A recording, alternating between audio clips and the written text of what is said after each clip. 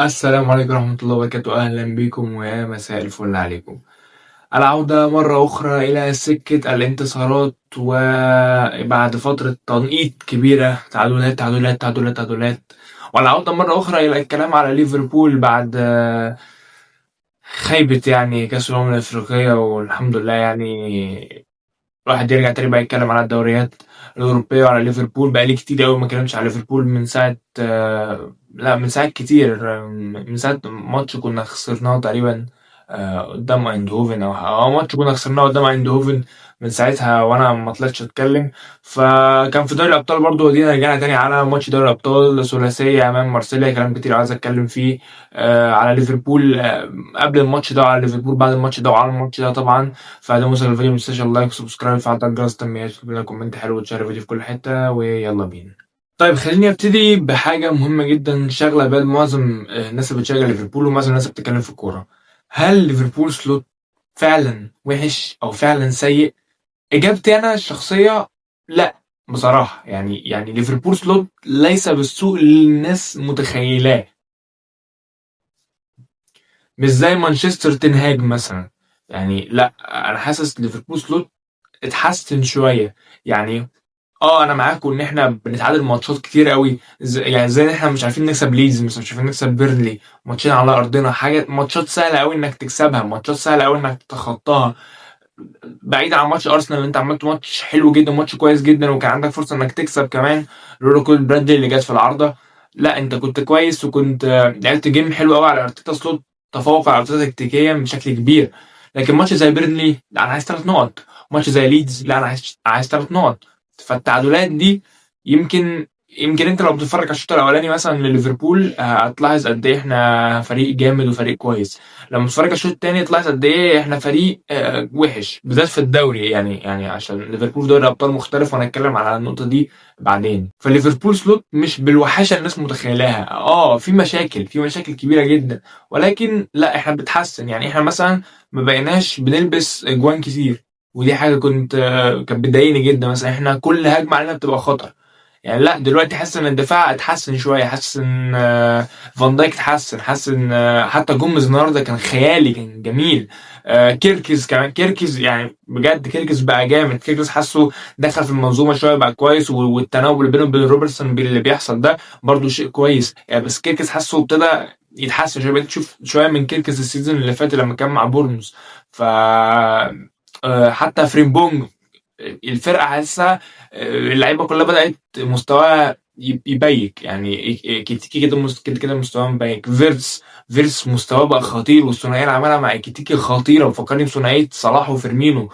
لا ثنائيه بجد جامده قوي. وهي يعني هما الثلاثه واخدين ليفربول معاهم سوسلاي قصدي، هما الثلاثه واخدين ليفربول في حته حلوه. يعني هما اللي مخلين ليفربول شكله حلو في الطلوع بالكوره، في التحولات بتاعتنا بقت كويسه وبقت حلوه. النهارده رحنا بكذا كوره على مارسيليا بسبب التحولات. فسلوت ليفربول مش بالسوء اللي احنا متخيلينه. فهل انا ضد او مع رحيل سلوت؟ وده راجل النهارده طلع قال كلمتين يعني بصراحه استغربتهم قوي. يعني بيقول الناس جماهير بتصفر عليا وبتقول انا مقصر مع الفريق، وانا جايب دوري وده تاني دوري الفرقه تاخد 30 سنه. تصريح غير موفق تماما تماما تماما تماما من ارن سلوت. يعني تصريح قمه في السوق يعني. ولكن ده تصريح ناتج عن ضغط باين قوي. الراجل مضغوط، الراجل النتائج السلبيه عنده مشاكل، الراجل حظه وحش قوي. يعني خلينا برضو متفقين ليفربول قدام بيرنلي ضيع كتير جدا، وكان هيحصل نفس السيناريو لولا ان احنا جبنا التاني بكرة فريمبونج دي. ف احنا حظنا بجد سيء، لان احنا بنخلق فعلا فرص كتير. ده نفس الكلام اللي بيقعد صوت كل محتوى صاحبي بيقعد يصيح فيه. احنا فعلا بنخلق فرص كتير قوي، ولكن الافشنسي واطيه، الافشنسي قليله قوي. يمكن عشان كنا في غياب كبير قوي لعدد كبير من لعيبه الهجوم. يعني كانش في غير مش فاكر كيتيكي حتى تقريبا ما لعبش ماتش بيرنلي كيتيكي تقريبا اول ماتش يرجع فيه كيتيكي. فلا لعب سوري لعب كيتيكي تقريبا، لعب على ما اتذكر يعني. بس برضو احنا كنا غايب مننا كام عنصر هجومي.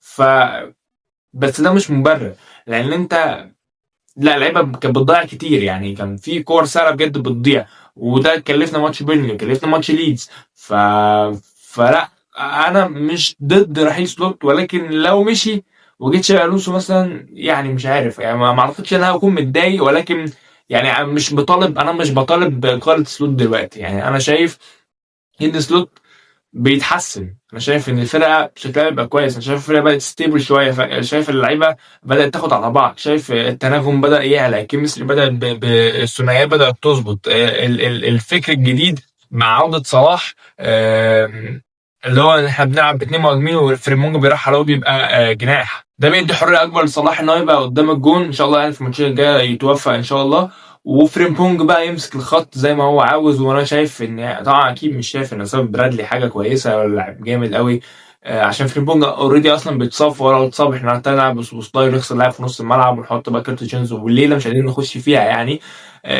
لكن اصابه برادلي ادت لفريمبونج حريه الكبيره ان هو بقى يبدا اساسي ويخش في الماتشات اكتر واكتر، وهو بصراحه يعني مأدي اللي عليه من احسن اللعيبه في الماتشات الاخيره بصراحه. هو فريمبونج اكتشاف كبير، وسرعته والدريبلينج بتاعه بجد لعيب، تعويض لصلاح في مركز الجناح، وصلاح بقى يقرب من الجون يبقى هو ايه سهل عليه يعمل كام كوره بوس او يفنش او زي كان بيلعب مع المنتخب يعني. فزي ما قلت انا مش ضد رحيل سلوت، ولكن مش مع بقائه، يعني مش عارف افهمها لكم ازاي. يعني ماشي، فضل قاعد واحنا بالاداء ده تمام مقبول يعني، وهتبقى حلو قوي لو احنا خلصنا السيزون ده واخدين دوري ابطال او واخدين الكاس الاف اي كاب، او ما فنشين كويس في الدوري، يعني هتبقى لذيذه من سلوت يعني، وممكن يعمل فيها موسم ثالث يعني، لو النواتج دي حصلت، لو خدنا دوري ابطال او خرجنا سيمي فاينل على الاقل، خدنا الاف اي كاب واظن ان هو سهل يعني ان شاء الله،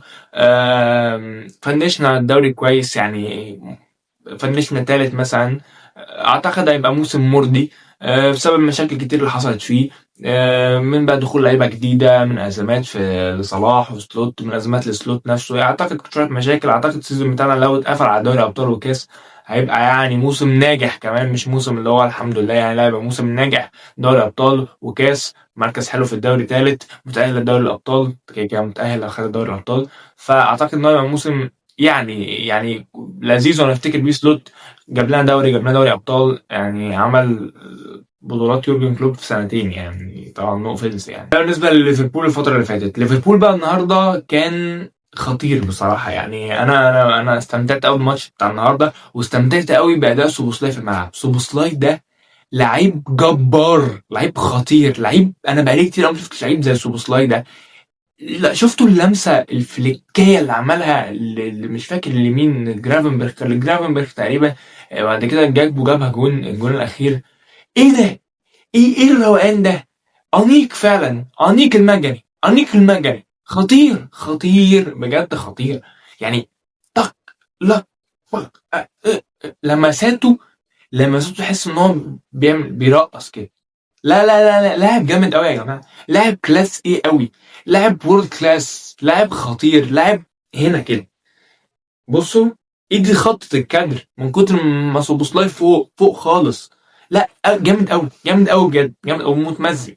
لا النهارده ليفربول كان بيلعب حلو قوي، ليفربول كان متماسك، حتى الهجمات اللي بتيجي علينا اليسون شابوه يا ابني والله، اليسون النهارده خطير، كل الهجمات اللي جت علينا راجل بيصد الحمد لله يعني، فرجيت على الشناوي جاب بسمرها النهارده اليسون، يعني مع ان اليسون بقاله فتره اصلا مش اليسون، وبيعمل شويه عبط، وفي جوان من غريبه فشخ بتخش فيه، وبيلعب كوره برجله مضحكه يعني، بس النهارده اليسون الحمد لله يعني كان متالق، جو جوميز كان متالق، فان دايك، كيركز كده. انت طول ما انت كده انا احبك، مش هقل منك، مش هقول عليك باي كيو بالسالب، الراجل شغال كويس وشغال زي الفل يعني. ماكاليستر بقى اللي محتاج اقف مع وقفه، لان هو بصراحه بقى قاتل للريتم، بقى بطيء يعني، الكوره بتطلع من رجله بالضلين، او مش هديك الكوره، مش هعمل ريسك باص، انا بص، انا الريسك باص بيطلع منه بكده، باللي هو يعني بص، محتاجين رتمه يعلى شويه يعني، هو رتمه بطيء شويه ماكاليستر، محتاجين رتمه يعلى سيكا. بس جرافنبرخ عظيم يعني، كتيكي كان قشطه النهارده يعني، ضيع واحده في العارضه وجاب جون اوف سايد يعني، كان تحركاته مستفزه جدا، ان هو بيفضل بايت في الاوف سايد زي ما حسن عبد القدوس كان بيقول النهارده، بجد من نوعيه اللعيبه اللي بتموت في الوقعات في الاوف سايد يعني، ناقص يبني له فيلا في الاوف سايد، بس ما علينا يعني. مين تاني؟ فيرتس النهارده كان كويس برضو يعني. فيرتس اعتقد ان هو مستواه عالي قوي قوي قوي قوي قوي بجد اخر فتره دي يعني. وهو كده كده ده كان متوقع يعني، اللعيب كواليتي عالي قوي، فكنا متوقعين ان هو اداؤه يتحسن يعني. جاكبو لا شيء يعني، جون طز مش فارقه، لعيب برضه مختل، مش هغير وجهه نظري، هو لعيب دكه وده اخره يعني. فريمبونج برضه كان رهيب النهارده. بس صلاح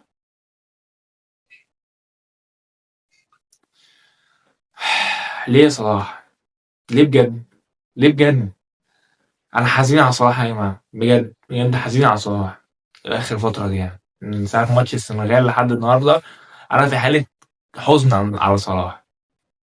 لا هو فاقد التركيز، هو فاقد التركيز يعني الكوره بليسنج يحطها باليمين، راح عاملها بالشمال بأسوأ طريقه ممكنه. الكوره دي والله صلاح السيزون ده يجيبها، مش هقول لك صلاح السيزون اللي فات، صلاح السيزون ده يجيبها عادي، جابها في بنين يعني. صلاح فقد التركيز. احنا محتاجين نخف شويه على صلاح يا جماعه. انا عارف ان هو ما بيقراش يعني، بس احنا محتاجين نخف شويه على صلاح يعني. الراجل باين ان هو الاسطوره بتخلص يعني، ويحزن ان انا اقول كده بس يعني للاسف يعني. سلوك برضه تحيه النهارده، عمل ماتش كويس قوي على مدرب جديد زي الزيربي. بصراحه فريق مارسيليا ده فريق يعني تعبان قوي يعني. هم تقريبا ادونا الكوره النهارده اكتر ما لعبوا كوره يعني. كل شويه بنلعب احنا كوره طويله، السكند بول كلها بتاعتنا، كل السكند بول بتاعتنا غلطات من دفاع مارسيليا الملط. ما عندهمش غير جرينوود يعني، والواد تيموسي ويا، وكان في لاعب تاني كان مش فاكر اسمه، فتراوري ده كان كويس. غير كده هما فريق بس هجومي دفاعي ملط، مش عارفين يبنوا من تحت يعني. فرقة عادية جدا، كان سهل قوي انك تلبها بالتلاتة دي يعني. فشابوس على الماتش كويس قوي على ديزيربي. بس هو ده اللي اقدر اقوله على مباراة مارسيليا في دوري الابطال. احنا كده ان شاء الله بنسبة يعني 80% ضمننا التأهل ان شاء الله بإذن الله. نكسب بس الماتش الجاي او نتعادل ان شاء الله. نكسب يعني الماتش سهل قدام كرباخ، مش عارف بره ملعبنا ولا جوه. اتمنى ان هو يبقى جوه ملعبنا مش بره، لان بره دي كرباغ دي في اذربيجان تقريبا، في الموضوع يبقى صعب علينا. لكن يعني ان شاء الله يطلع في ملعبنا، بتاكد برضو من الحوار ده.